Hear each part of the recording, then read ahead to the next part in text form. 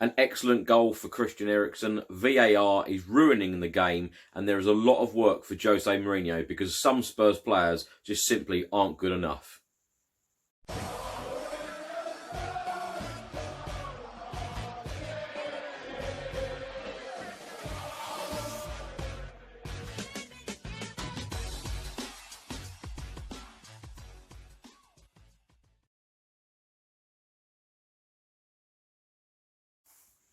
Welcome back to another video. Now, of course, Tottenham drew 2-2 at Carrow Road against Norwich City. Norwich City was sitting bottom of the table. Tottenham could have gone fourth with a win. It wasn't to be. It was a 2-2 draw. Tottenham were chasing the game for most of the match. Very, very, very disappointing. VAR, absolutely ridiculous. Some of the players that are playing for Tottenham at the moment don't deserve to be wearing the shirt, in my opinion. Just simply not good enough. The lineup, the starting 11 was Gazaniga in goal, and then Juan Foyth, Toby Alderweireld, Jan Vertonghen, Serge Aurier, and then in midfield, Tanguy Ndombele, Lo Celso, Eriksen, Ryan Sessegnon, Harry Kane, and Dele Alli. The subs were Davinson Sanchez, Eric Lamela, Michel Vorm, Eric Dyer, Lucas Moura, Oliver Skipp, and Jabtat Tanganga. Now, I've got to admit, as soon as the lineup came out, I was very pleased to see Giovanni Lo Celso in the starting lineup, and I was very pleased to see Tanguy Ndombele back in the starting lineup as well. Of course, Ndombele wasn't fit to face Brighton, but he was very fit to play in this game. Worked his socks off, had a great game, and I must say that Christian Eriksen had a great game as well. And since Jose Mourinho has arrived, Christian Eriksen seems to be doing a job for Tottenham at the moment, which I'm very, very pleased with. And Jose Mourinho seems to be very pleased with him as well. The fact that he started him in this Norwich game, I think, means a lot. He said after the game yesterday, both him and Christian Eriksen know exactly what's happening, whether he's leaving the club and when he's leaving the club. But of course, that is secret. That is not public knowledge at the moment, which is, you know, fair enough. But whilst Christian Eriksen is at the club, he is doing a good job. He whipped in that corner against Wolves that gave us the 2-1 win, and then he made a great impact when he came on as a sub against Brighton a couple of days ago. And then, of course, that fantastic free kick. We have been waiting a very, very long time for Christian Eriksen to score a free kick like that. And it's so funny. Everyone around me, as soon as Christian Eriksen put that ball down, I said to all of them, this is going to be a goal. He is going to score. Fantastic, fantastic goal. But overall, some of the players that are playing for Tottenham at the moment, for me, just aren't good enough. Juan Foyth, I don't think he's good enough for Tottenham. And, of course, Serge Aurier, and I don't think he's good enough for Tottenham either. And if Tottenham sell 2 players and ship 2 players out in the January transfer window or at the end of the season, and it is those 2, I wouldn't care less at all. Ever since the season started for me, we have struggled in the right-back position. I know we've struggled in the left-back position at times as well, because Jan Vertonghen, I didn't feel that he had a great game either. And Jose Mourinho was very, very bold again, making 2 substitute changes at half time. Very, very, very bold decision. And I think if he hadn't have done that, Tottenham would have come away with absolutely nothing. The real disappointing thing for me is the fact that Norwich City were bottom of the league. Some people saw it as a difficult game, but they'd won 3 games all season. And for me, Tottenham were chasing the game for most of the match, and we were very, very lucky to come away with a draw. And I must admit, this is being completely honest. If I was a Norwich City fan, I'd be very, very annoyed and upset that I didn't go away with the 3 points, because we scraped a draw. We absolutely scraped a draw. I know Harry Kane got the penalty for us, but the VAR decision for Pukki's goal, absolutely dreadful in my opinion. I know a lot of pundits and a lot of fans have said exactly the same thing. It's one of the worst VAR decisions. VAR is killing football at the moment. It is not entertaining. It was meant to come in for clear and obvious decisions. these decisions are absolutely ridiculous. I'm not just saying that just because it was a Norwich goal. Of course, I'm not going to talk myself out of Tottenham getting a draw and getting a point. But some of the decisions overall in the last couple of months have been absolutely crazy. And I know when I spoke to Mickey Hazard only a week or so ago, he is saying exactly the same thing. Get VAR out of football because it just isn't helping, and it's ruining so many matches in the Premier League right now. The big disappointment, of course, today, Chelsea beat Arsenal 2-1. I know we all like to cheer when Arsenal lose, but with Chelsea winning again, it's an uphill struggle. With Tottenham drawing away at Norwich and Chelsea getting a result like that today, it just makes it such a mountain to climb, and the points that we need to get to reach that top 4 place. Perhaps I'm kidding myself. I've said to myself all season that we would reach top 4, and now at the halfway point in the Premier League, I am, for the first time this season, doubting that top 4 finish. I know Jose Mourinho is a fantastic manager. He does fantastic things and he wins trophies everywhere he goes. But until major investment is put into this team, I can't see that a lot is going to change, because a number of fans around me, including myself, walking back to the car after the game last night, was saying that it was like a Mauricio Pochettino performance. And when Mauricio Pochettino was getting the blame an awful lot, particularly in his last month or two at the club for so-called poor results, drawing at home to Watford and Sheffield United and so on.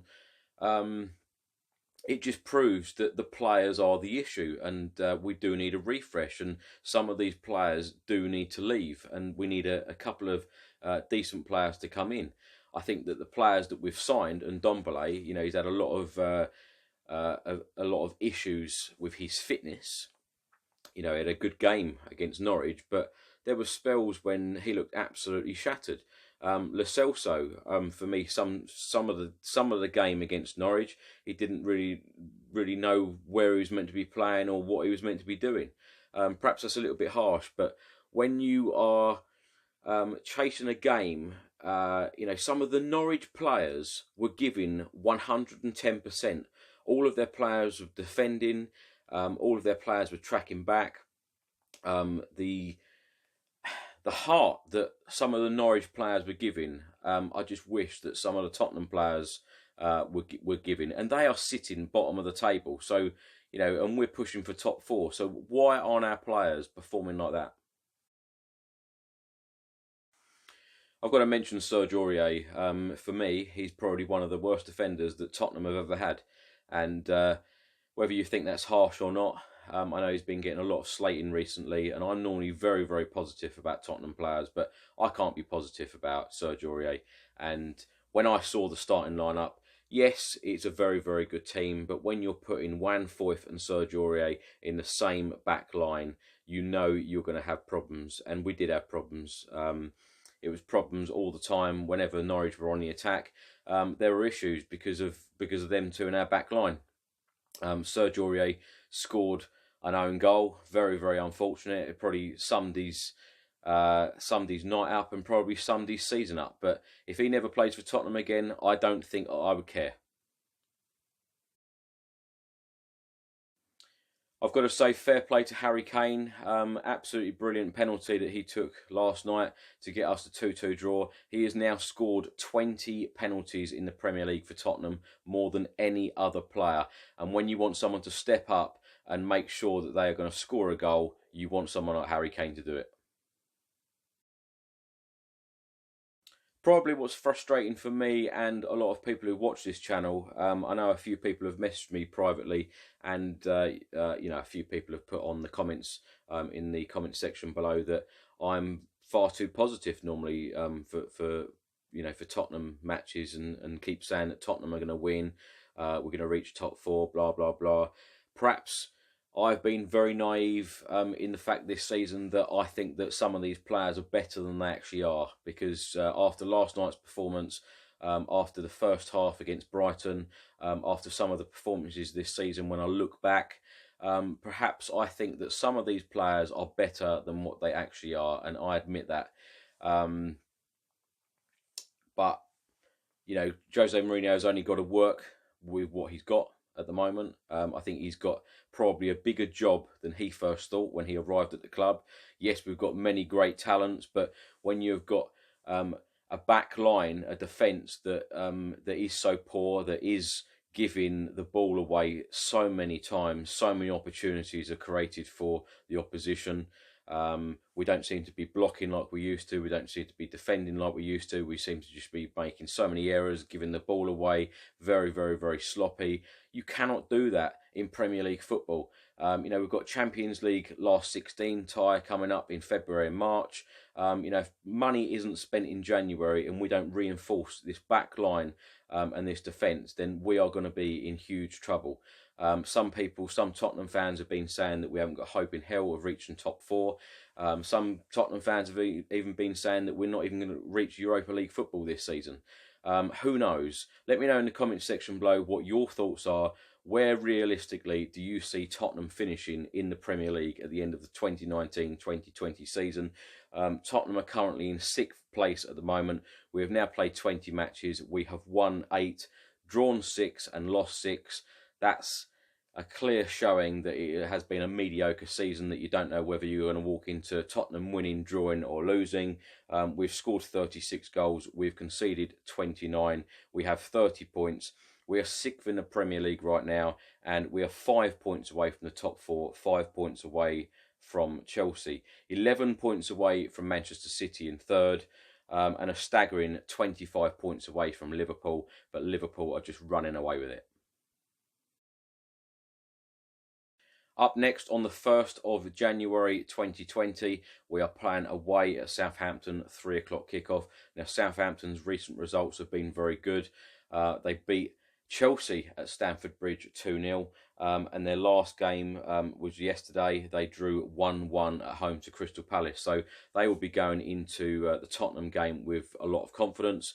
And that is exactly what we need to do. And I think that Jose Mourinho will have to make changes yet again.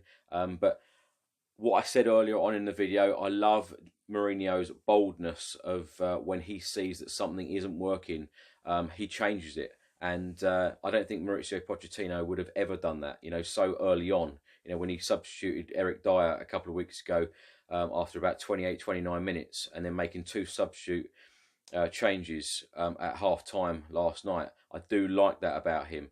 But at this stage, I am not blaming Mourinho for any of these performances so far, because all he's doing is he's trying to play a formation where we are scoring more goals than the opposition.